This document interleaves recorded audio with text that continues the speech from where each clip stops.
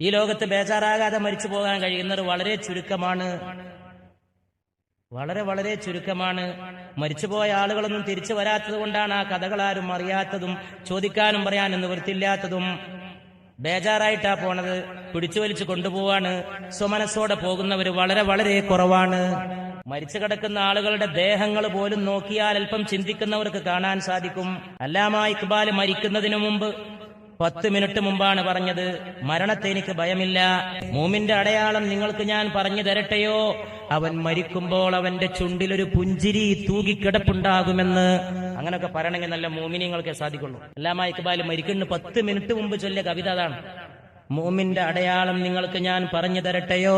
അവൻ മരിച്ചു പോകുമ്പോ അവന്റെ ചുണ്ടിൽ പുഞ്ചിരി പൂത്തുല്ലസിക്കുന്നുണ്ടാകും. അല്ലാമ മരിച്ചു കിടക്കുന്നതിനെ കുറിച്ച് അദ്ദേഹത്തിന്റെ മകൻ അന്ന് 12 വയസ്സുള്ള കുഞ്ഞ് എഴുതിയതായ ലേഖനത്തിൽ പറയാണ്, ബാപ്പ മരിച്ചു കിടക്കുന്ന മുറിയിലേക്ക് ഞാൻ കടന്നു. ബാപ്പാന്റെ ദേഹം ഞാൻ നോക്കി, പുഞ്ചിരിച്ചിട്ട് ഉറങ്ങിക്കിടക്കുകയാണെന്ന് എനിക്ക് തോന്നി. ഉമ്മ മരിച്ച ദിവസം ഞാൻ ഓർത്തു, എന്റെ കണ്ണിൽ കണ്ണുനീര് വന്നു. പക്ഷേ എനിക്ക് കരയാൻ ധൈര്യമുണ്ടായില്ല. എണീറ്റുകൊണ്ട് ഉമ്മ മരിച്ചപ്പോൾ പറഞ്ഞത് വീണ്ടും പറയുമോ എന്ന് എനിക്ക് തോന്നി. ഞാൻ പറഞ്ഞിട്ടില്ലേ നിന്നോട് നീ കരയരുതെന്ന്? നീ ആണല്ലടാ മോനെ. ഉമ്മ മരിച്ചാല് പെങ്ങളായ മുനീറ കരഞ്ഞാലും നീ കരയാൻ പാടില്ലല്ലോ എന്ന് ബാപ്പ ഉമ്മ മരിച്ചപ്പോൾ എന്നോട് പറഞ്ഞത് ഞാൻ ഓർത്തുപോയി. അതുകൊണ്ട് ആ മയ്യത്ത് കണ്ടപ്പോ എനിക്ക് കരയാൻ പോലും ധൈര്യമുണ്ടായില്ല. പുഞ്ചിരി തൂകിയിട്ട് ഉറങ്ങിക്കിടക്കുന്ന പോലെ തോന്നിയെന്ന്. അത് പുഞ്ചിരിച്ച് മരിച്ചു കിടക്കാനൊരു ഭാഗ്യം.